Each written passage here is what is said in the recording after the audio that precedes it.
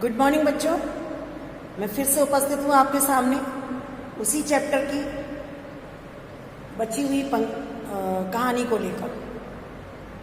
तो जब पंडित जी ने कहा कि अरे ब्राह्मणों पे तो आपकी कृपा होनी चाहिए, क्यों रोक दी भाई गाड़ियाँ? उन्होंने कहा सरकारी हुक्म है।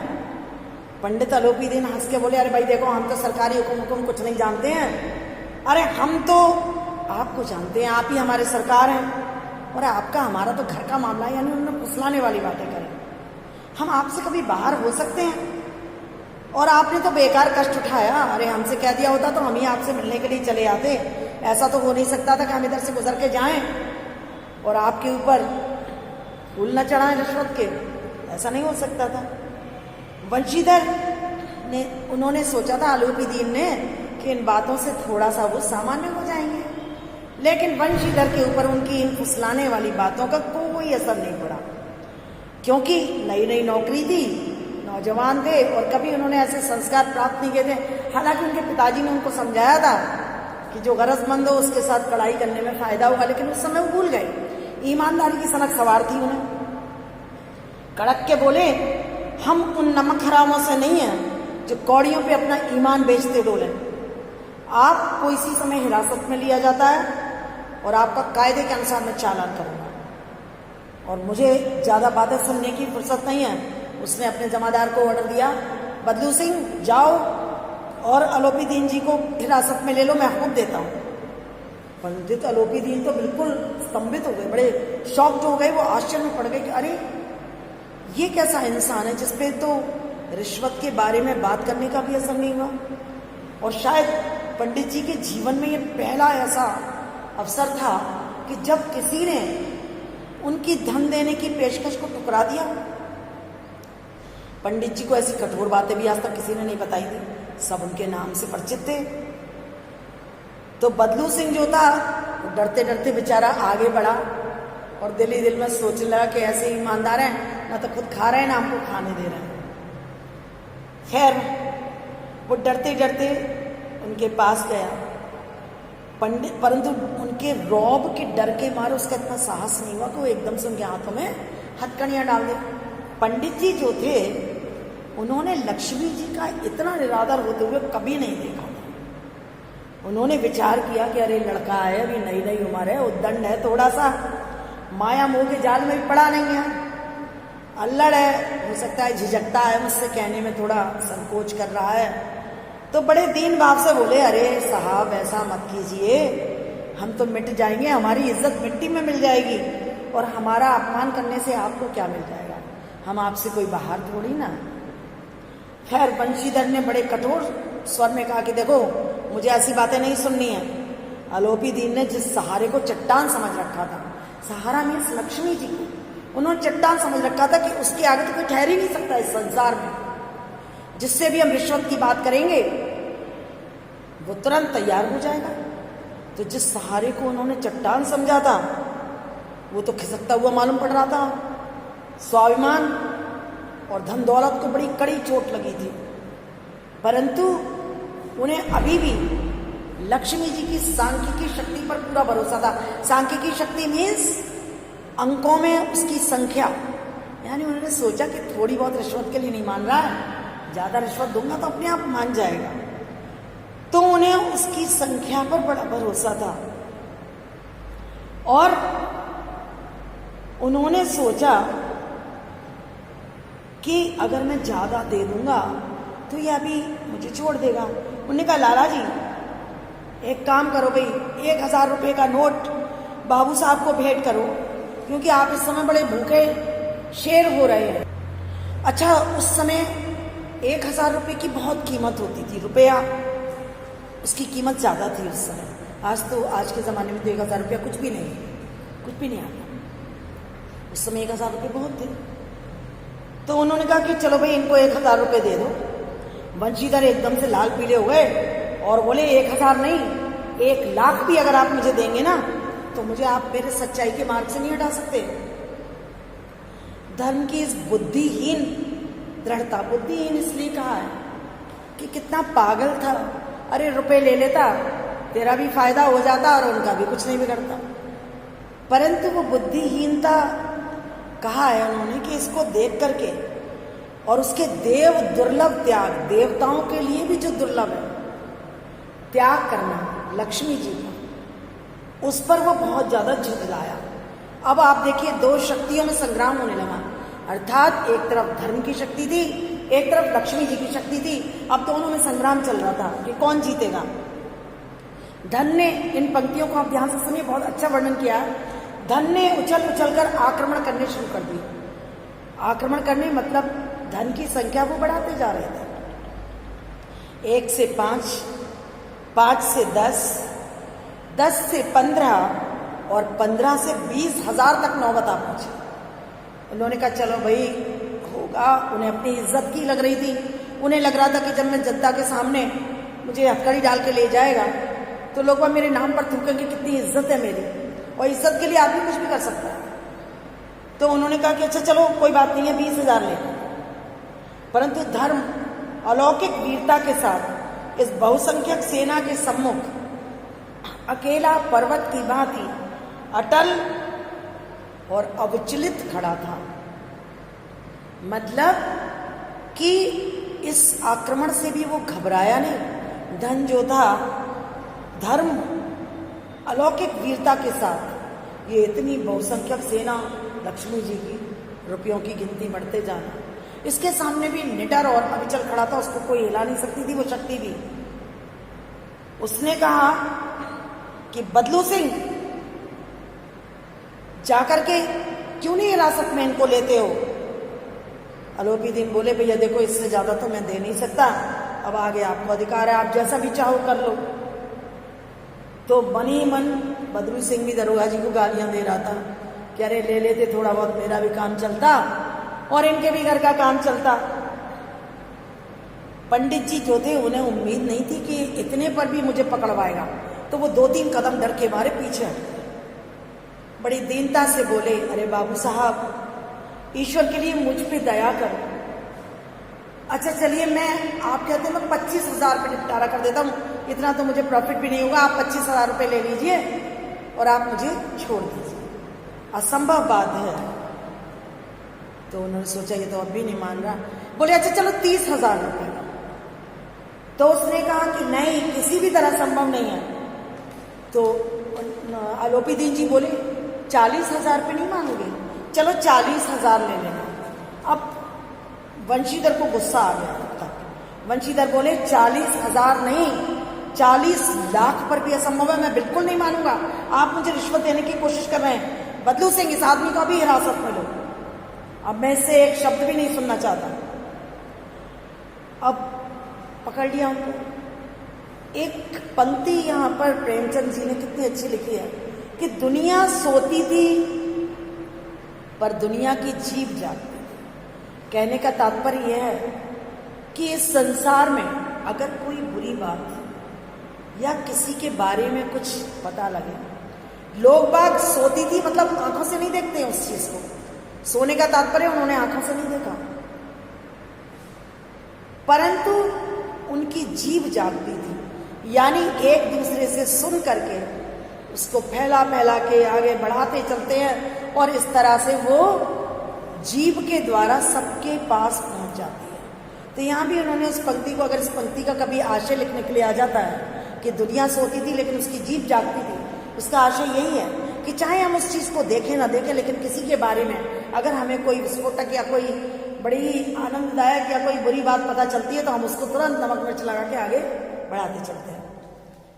तो सुबह जब देखा तो सबके मुंह पे यही बात, बूढ़े से लेके बच्चे तक, जिसे देखो वही पंडित जी के व्यवहार में बड़ी टीका टिप्पणी कर रहा था कि अरे ये जमींदार हैं तो ये ऐसे हैं, और बड़ी बुराइयों की बौछारें की जा रही थी जैसे कि संसार से अब पापी का पाप कट गया हो।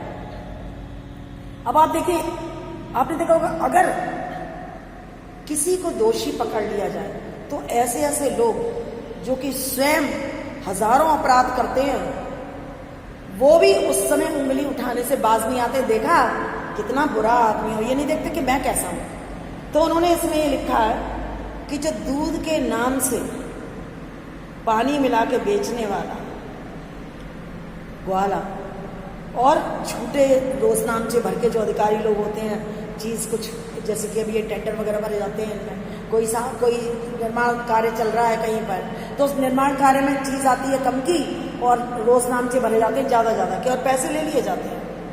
ऐसे अधिकारी, रेल में बिना टिकट सफर करने वाले बाबू, जाली दस्तावेज बनाने वाले सेठ जी, साहूकार, वो सबके सब ऐसे देवताओं की तरह गर्दनें अकड़ा के चल रहे थे और उनके ऊपर उंगली उठाए, देखो कितना बड़ा पापी था।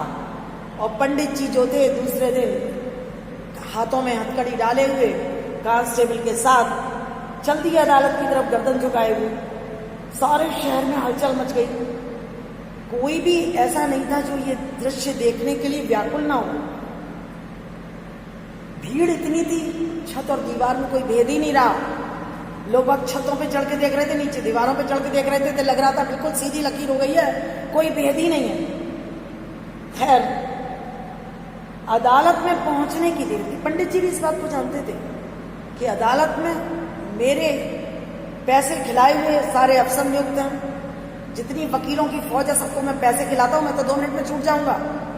परंतु ये जो जिल्लत उठानी पड़ी ना, जनता के बीच से जाना पड़ा, ये चीज इसके लिए दे रहे थे वो 40,000 रुपये गुजर के जाने के लिए। अब बस अदालत में पहुंचने की देर थी। पंडित अलोपी दीन तो इस अगाध वन के शेर थे। अगाध वन मीन्स ऐसी न्यायिक कार्यों के लिए तो वो शेर के समान थे। अधिकारी वर्ग तो उनके सारे भक्त थे और जो उनके नौकर चाकर थे वो उनके सेवक थे, और वकील और मुख्तार जो थे वो तो उनके बिना पैसे के गुलाम थे, आज्ञा पालक थे। उन्हें देखते ही चारों तरफ से लोगों का हुजूम दौड़ पड़ा। लोग बाग आश्चर्य कर रहे थे।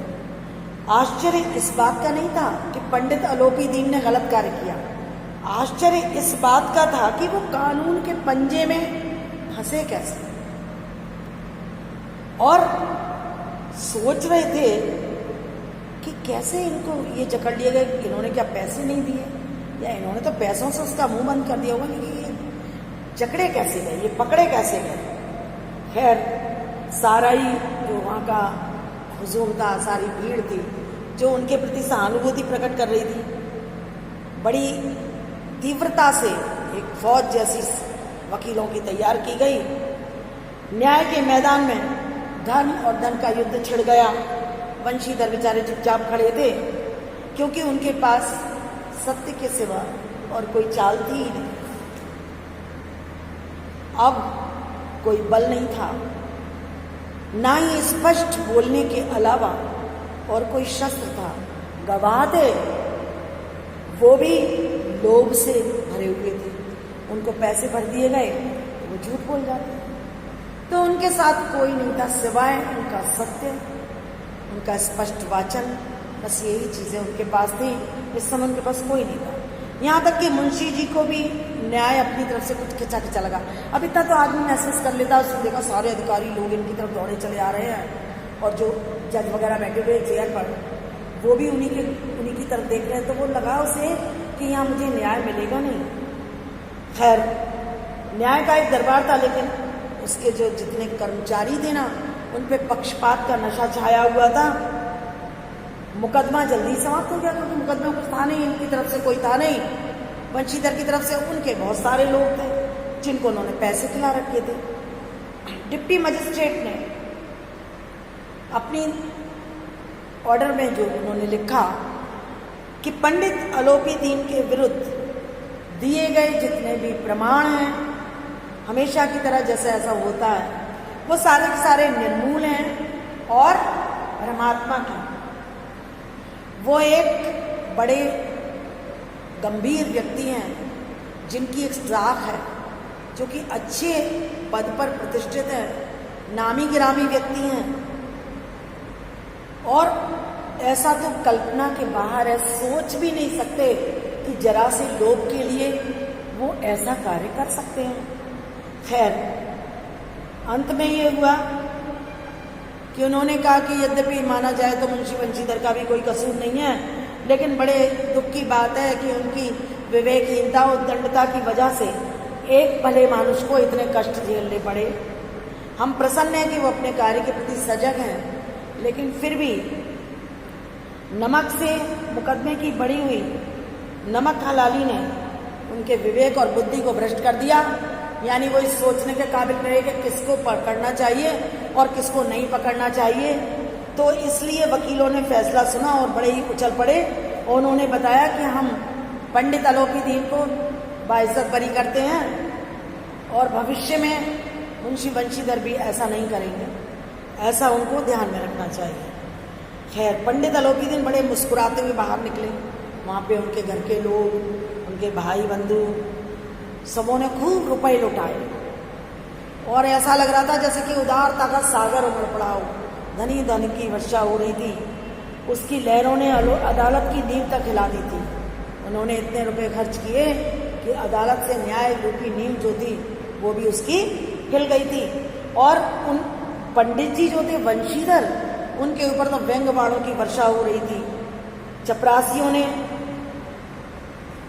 उनको, आलोपीदीन जी को तो झुक झुक के सलाम किया, लेकिन पंडित वंशीधर की तरफ, मुंशी वंशीधर की तरफ किसी का कोई ध्यान नहीं था। और पंडित जी तो ऐसे चल रहे थे सफल होके कि जैसे बहुत ज्यादा विजयी होकर के जब कोई निकलता है, ऐसी उनकी चाल हो गई थी। खैर, मुंशी वंशीधर जो थे, आज उन्हें संसार का एक दुखदाई विचित्र अनुभव हुआ कि न्याय और विद्वता, लंबी चौड़ी उपाधियां, बड़ी बड़ी दाढ़ियों वाले ये जो जज और वो न्यायाधीश और ये वकील और ये मजिस्ट्रेट वगैरह जो बैठे रहते हैं लंबे लंबे चोगे पहन के, ये एक भी सच्चे आदर के पात्र नहीं है, क्योंकि ये सब रिश्वत खाने वाले हैं। इनमें सच्चाई तो छू के भी नहीं गई है। अब वंशीधर ने धन से बैर लिया था, मतलब लक्ष्मी जी को ठुकराया था, तो उसका मूल्य चुकाना तो था ही अनिवार्य। कठिनता से 1 हफ्ता ही बीत पाया हुआ कि उनको सस्पेंड कर दिया गया, यानी उनके पास मुअत्तली का परवाना आ गया, उनको उनके पद से सामयिक रूप से हटा दिया। बेचारों को कार्यपरायणता का ये दंड मिला। बड़े ही दुखी हृदय से, टूटे हृदय से, बड़े दुखी होकर के अपने घर की तरफ चल दिए। अब बूढ़े मुंशी जी तो पहले से ही उन्हें गालियां बक रहे थे और कह रहे थे चलते चलते इस लड़के को मैंने कितना समझाया, लेकिन इसने मेरी एक बात नहीं सुनी, मनमानी करता है। हम तो सब लोगों के तकादेस हैं, जिन जिन से कर्ज लिया है उनको उत्तर देते देते मरे जाते हैं। और सोचा था कि इसकी तनख्वाह मिलेगी या पैसा आएगा तो कुछ घर की भी तरक्की हो जाएगी, तो वो ऐसे बुड़बुड़ा रहे थे। घर में चाहे अंधेरा हो, वो सोच कह रहे थे घर में चाहे अंधेरा हो, लेकिन मस्जिद में दिया जलाने जरूर जाएंगे। यानी कहने का मतलब है घर में हम भागे मार रहे हैं, लेकिन दूसरों को अपनी सच्चाई दिखाने जरूर जाएंगे। सभी लोग उनको बुरा भला कह रहे थे, कोस रहे थे। उन्होंने सोचा कि इसका पढ़ना लिखाना तो बिल्कुल अखारत चला गया, बेकार चला गया, व्यर्थ चला गया। अब जब मुंशी जी इस दुरावस्था में घर पे पहुंचे, अपनी बुरी अवस्था में, तो बूढ़े पिताजी ने ये समाचार सुना तो अपना सिर पीट लिया और गुस्सा करके कहने लगे, मेरा मन चाहता है कि अपना और तुम्हारा सिर दोनों का फोड़ दूं। बहुत देर तक हाथ मलते रहे, बहुत सारी कठोर बातें की। वृद्ध माता को भी बड़ा दुख हुआ। उन्होंने तो पता नहीं कहाँ कहाँ की यात्राएं दिल में सजो रखी थी कि जगन्नाथ जाऊंगी या रामेश्वर की यात्राएं करूंगी, तीर्थ यात्राएं करूंगी, वो भी उनकी मिट्टी में मिल गई। और कई दिन तक उन्होंने सीधे मुंह अपने बेटे से बात नहीं करी। इधर पत्नी जो थी वो भी उनसे बोली तक नहीं। उसकी भी कामना, उसने सोचा था कि मैं जेवर बनवाऊंगी या अच्छे अच्छे वस्त्र लूंगी, लेकिन जब उसने देखा कि इन्होंने सब खेल खत्म कर दिया तो वो भी अपने पति से नहीं बोली। तो इस तरह से आपने देखा कि लक्ष्मी जी का अनादर करने का उनको ये फल मिला। आगे का मैं आपको अगले वीडियोस में बताऊंगी। कहानी निरंतर चलती रहेगी जब तक समाप्त नहीं हो जाती है। इसमें प्रश्न वगैरह मैं जो दूंगी आपको, वो भी मैं आपको बाद में दूंगी।